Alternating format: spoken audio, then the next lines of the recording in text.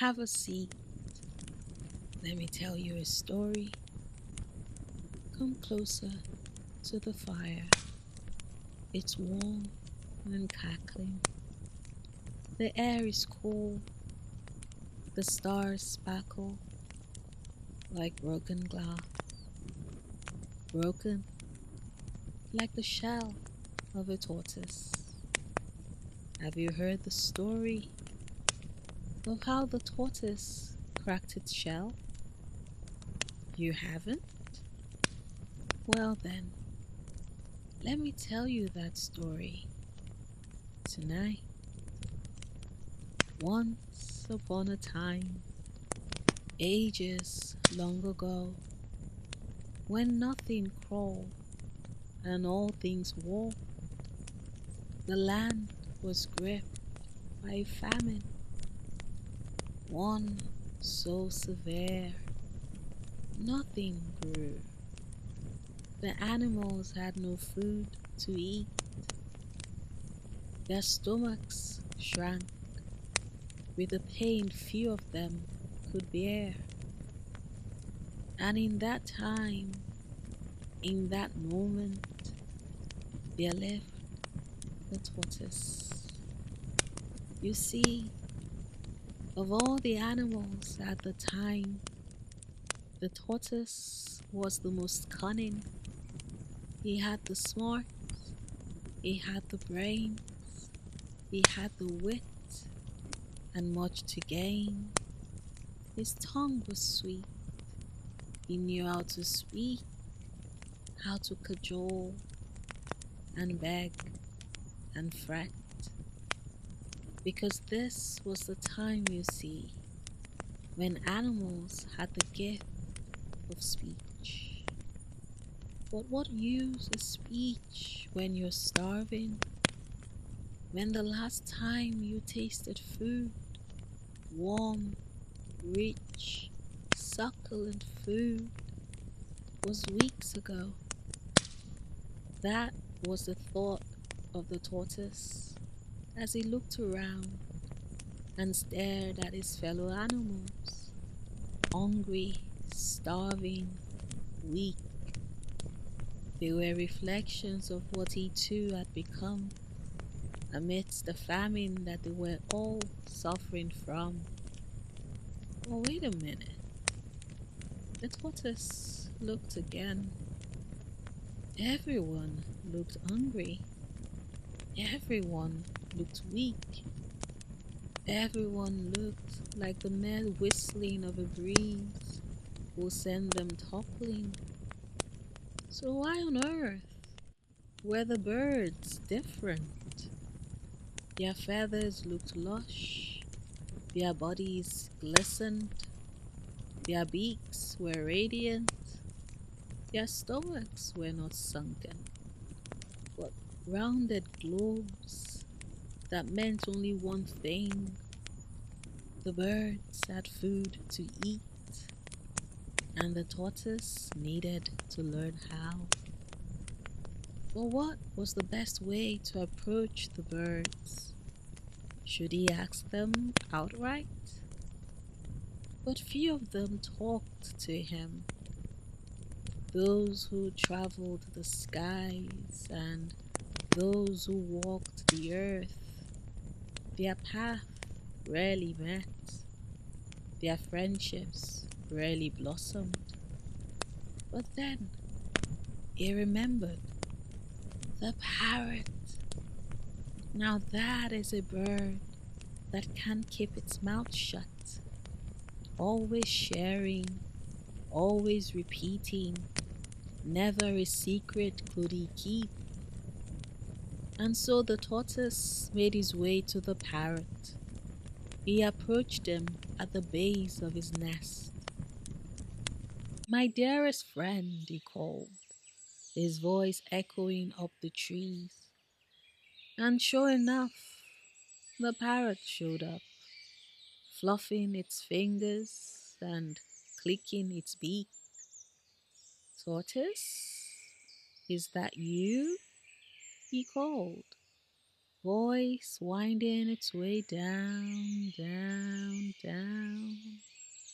What do you want? Don't be like that, the tortoise replied, smile in his voice, a twinkle in his eyes, because sure enough he had caught sight of some palm oil and the redness of chili around the parrot's beak. His friend had food, and of its origin he would soon have him speak. You know, times are hard and things are tough, the tortoise began. Food is scarce and everywhere is rough. We have no water, we have no fruits. All we can do is die as we wait for food.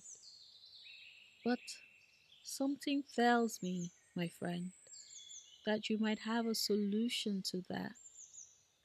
Please don't bother with the lie. Your beak is wet, your feathers are sleek, your stomach round, and your legs plump.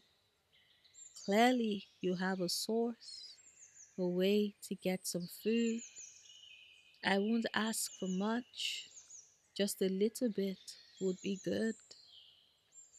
There was a long moment, a bit of silence, drawn out like the forest itself.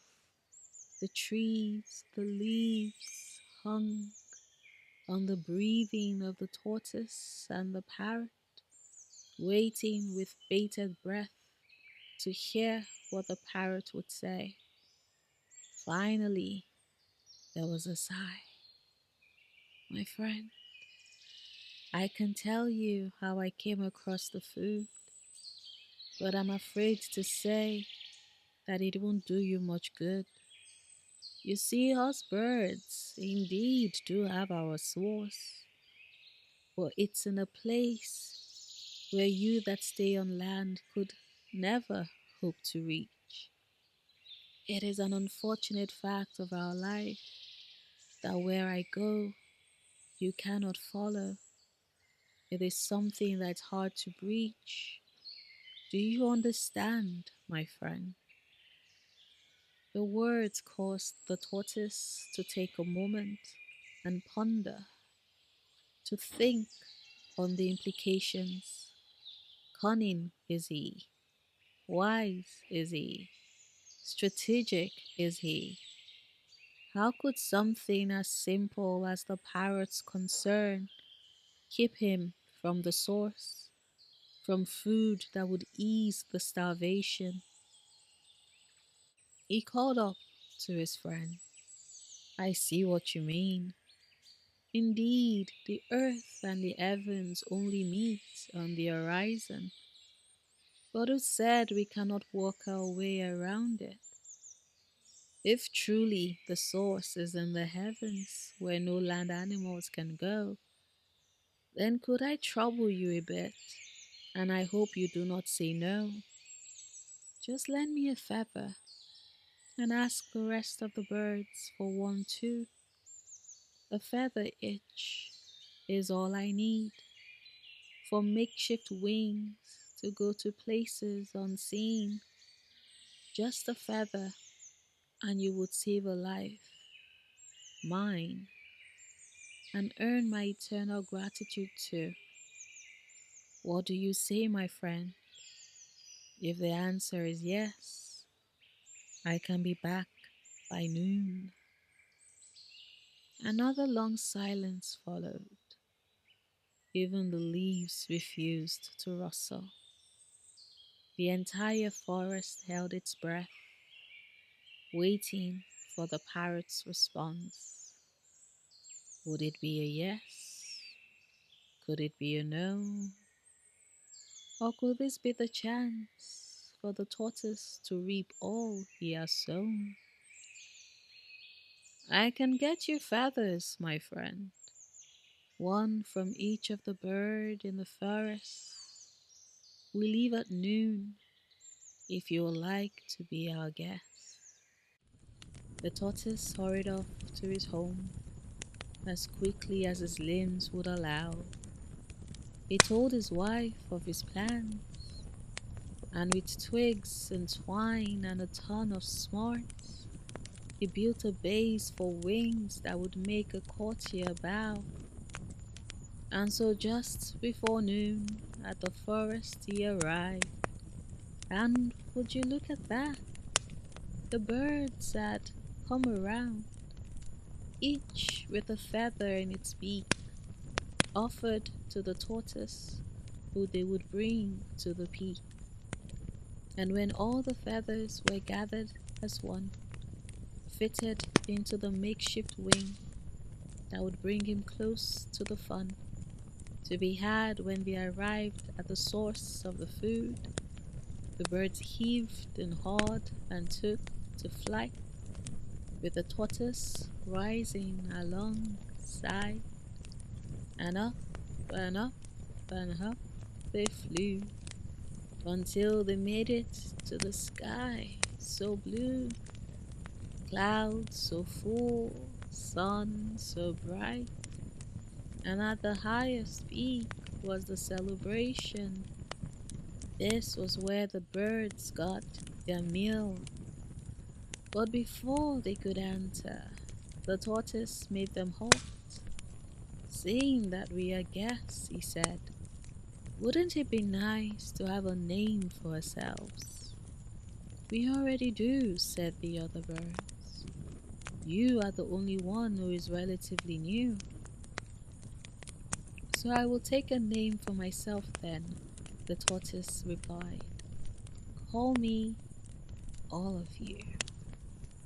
To that the birds nodded, and in they all went. They were welcomed with joy and fed with happiness. But all their joy went to ash, because when the food was brought, the tortoise had to ask, who is this food for? All of you, the waiter said, to which the tortoise nodded, and looking slyly at the other birds, he shrugged. Maybe your food is coming later. For now, this is all mine, since they said it is for all of you.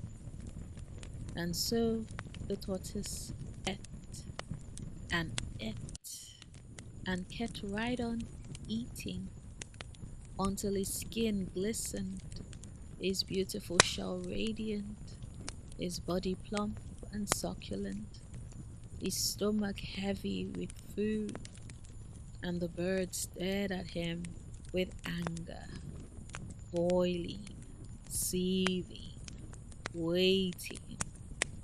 And when the party ended, when the tortoise had ate his full, and they all stared at him furiously, one by one they took their feathers and left the hall. Because you see, cunning as the tortoise is, he wasn't one to think very far, because if he had stopped to think and reason and caution himself, and kept that cunningness at bay, that greed at bay, he would have remembered that he came to eat on borrowed wings, and had just offended the owners of said wings. But he did not think, and now he was stranded in the sky, he who is an animal that belongs to the land. And so he called out to his old friend the parrot. Please do me a favor, dear friend. Go to my house and ask my wife to bring out every soft thing in the house, clothes and beds and beddings and pillows. Tell her to stack them as high and as wide as she can, right at the base of this cloud, so that when I jump, there'll be something soft to cushion my fall. The parrot nodded, and down he flew, and sure he went to the house of the tortoise, and sure he called on the wife of the tortoise. But what he repeated to her instead was, "Bring out everything hard in the house, the hardest of stone, the sharpest of blades, anything and everything that has solid form. If you can find a slab of concrete to add to it all, it would be even better. Remember, the hardest things you can find, your husband has requested that you spread them out to catch him when he falls." And that is exactly what the wife of the tortoise did. The hardest mortar and the hardest pestle. She got her grindstone and the slab she used for work.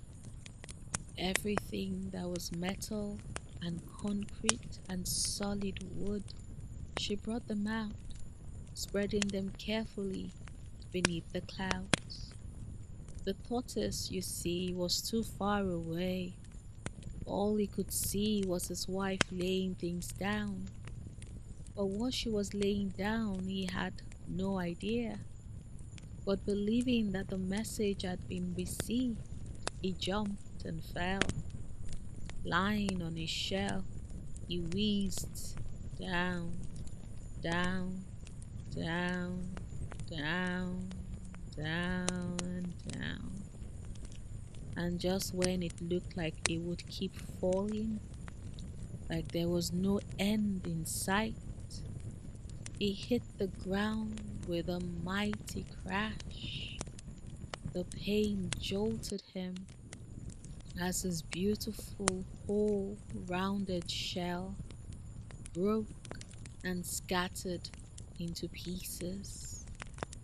It took weeks, it took months for the medicine man to carefully piece together his shell bit by bit. He rubbed ointment to have it heal as much as it could, and when it finally did heal, it was to leave shattered cracks across that lovely shell, like the stars scattered across the sky, a reminder to never forget your eye. Because why would you be so stupid as to double cross the birds that would bring you home? The tortoise was the most cunning, yes, but no one ever said he was the smartest. So for those who didn't know, now you do.